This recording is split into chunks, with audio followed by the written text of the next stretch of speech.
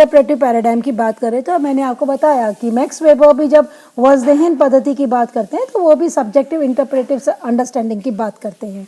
तो इसका अर्थ क्या है कि हम किसी घटना को क्या अर्थ दे रहे हैं वह हमारे लिए महत्वपूर्ण क्या होना चाहिए। इसके अंतर्गत समाजशास्त्री को वही अर्थ निकालना चाहिए जो कि किसी घटना को समझने हेतु कर्ता दे रहा है। It is exactly what Max Weber is saying in Vazdehan methodology. He also says subjective interpreting understanding of the social action is very important.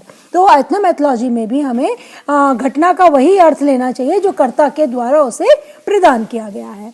इसी कड़ी के अंदर जब हम C.W. मिल्स, सी राइट मिल्स की बात करते हैं तो आप लोगों ने जब समाजशास्त्रीय परिप्रेक्ष्य किया था जिसकी हमने कल भी चर्चा की थी तो उसके अंदर अपन ने ह्यूमैनिस्टिक पर्सपेक्टिव किया था और ह्यूमैनिस्टिक पर्सपेक्टिव में हमने सी राइट मिल्स की चर्चा भी की थी। और सी राइट मिल्स ने अपनी पुस्तक जो है सोशलॉजिकल इमेजिनेशन में उसमें उन्होंने इस बात को पूर्णतया रिजेक्ट कर दिया कि sociology should be a science. ये से समाजशास्त्र एक कला है, एक क्राफ्ट है, कला not as a faculty subject की तरह नहीं, उन्होंने कहा क्राफ्ट है, एक तरीका है समाज को समझने का, एक शिल्प है समाज को समझने का, वो हमारे लिए महत्वपूर्ण है। तो उन्होंने अपनी इस पुस्तक में कहा है कि हमें अपने आप को वैज्ञानिक वस्तुपरकता में बांधकर नहीं रखना चाहिए, अपितु अंतः ज्ञान के आधार पर सामाजिक यथार्थ को समझने का प्रयास करना चाहिए। अंतः ज्ञान का अभिप्राय क्या है? जो सोशल रियलिटी है उसका आंतरिक रूप में उसकी क्या वास्तविकता है उसको समझना हमारे लिए महत्वपूर्ण है।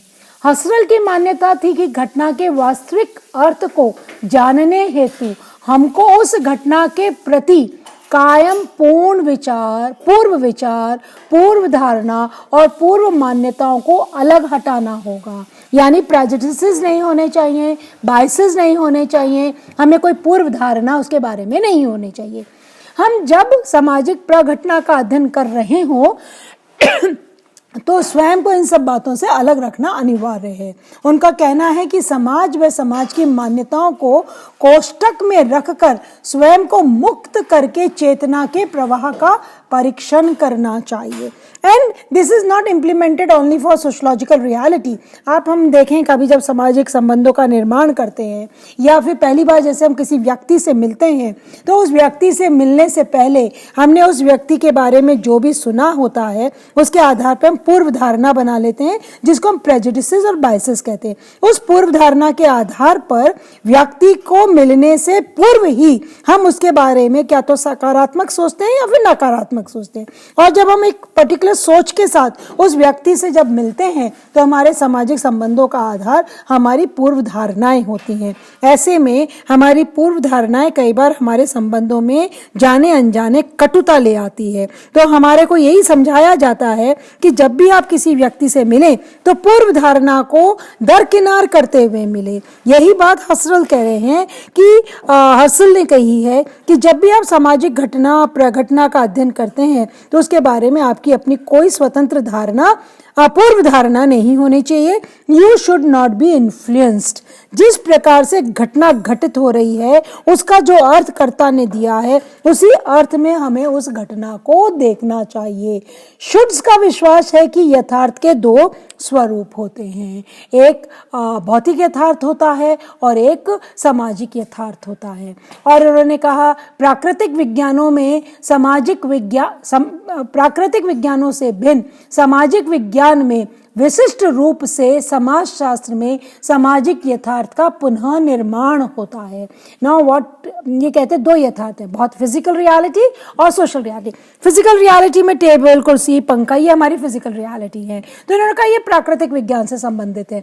सोशल रियलिटी के अंदर हमारी भौतिक वस्तुओं के साथ साथ सामाजिक यथार्थ भी होता है जिसके अंदर हमारी संस्कृति आती है, हमारे सामाजिक संबंध आते हैं, तो उनके आधार पर हमें उनको समझना होगा। एथनोमेथोलॉजी की नींव दर्शन शास्त्र से बनी है जिसके द्वारा घटनाओं को उनके वास्तविक स्वरूप में जानने के लिए हम पूर्व में दर्शन शास्त्र के महत्व को नगण्य मानते थे। अगर अपन सोशियोलॉजी का हिस्टोरिकल बैकग्राउंड देखते हैं, अगर हम इसके अंतर्गत यदि थोड़ा सा देखें, इसी बात को समझने के लिए यदि हम देखें तो पूर्व में जो समाजशास्त्री हुए हैं, जैसे कि हम अगर बात करते हैं किंग्सले डेविस की बात करते हैं, स्ट्रक्चर ऑफ फंक्शनल अप्रोच की जब बात करते हैं, उन सब के अंतर्गत हम क्या देखते हैं कि उसमें समाज को समझने का दृष्टिकोण पूर्णतया भिन्न रहा है। किस प्रकार से भिन्न रहा है उसके अंतर्गत हम देखते हैं कि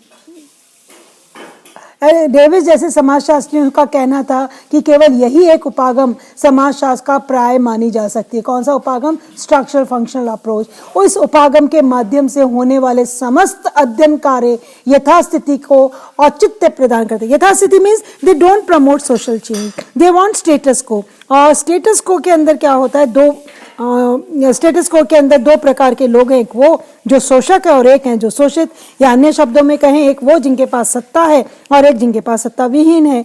तो स्ट्रक्चरल फंक्शनल अप्रोच परिवर्तन का हामी नहीं है, वे परिवर्तन का विरोधी है। तो स्वाभाविक रूप से ऐसा समाजशास्त्र परंपरागत समाजशास्त्र कहा जाने लगा जो परिवर्तन के विरुद्ध था। इस प्रकार समाजशास्त्र के अंतर्गत होने वाले अध्ययन एवं अनुसंधान व्यवस्थावादी हो गए। व्यवस्थावादी का मतलब व्यवस्था को बनाए रखना या व्यवस्था की यथास्थिति को बनाए रखना, जिससे नितांत स्वार्थों को अपनी निरंतरता बनाए रखने का बौद्धिक आधार प्राप्त हुआ। दिस इज वेरी इंपॉर्टेंट कि स्ट्रक्चरल फंक्शनल अप्रोच ने कैपिटलिस्ट को प्रमोट करने की पद्धति है और ये किसी भी प्रकार के परिवर्तन को का स्वीकार नहीं करती है, बल्कि बौद्धिक स्तर पर परिवर्तन ना हो उसके तर्क हमारे सामने प्रस्तुत करती है, ऐसा एथनोमेथोलॉजिस्ट का मानना है।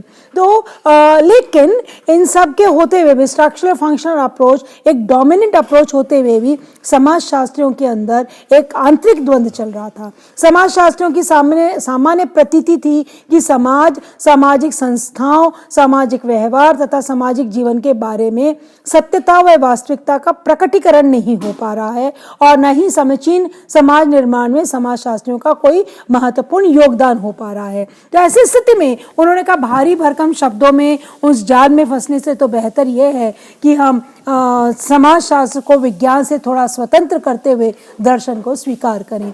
उस समय विज्ञान का महत्व बहुत अधिक था। डार्विन का प्रभाव हमें प्रारंभिक समाजशास्त्रियों पे दिखाई देता है और यह वह समय था जब फिलॉसफी को इतना महत्व नहीं दिया गया। एथनोमेथोलॉजी ने कहा समाज को यदि समझना है तो दर्शन के महत्व को हमें स्वीकार करना होगा और वर्तमान में ऐसी धारणा बन गई कि दार्शनिक प्रकृति के द्वारा ही समाज को समझा जाना कोई गलत या असंगत नहीं है।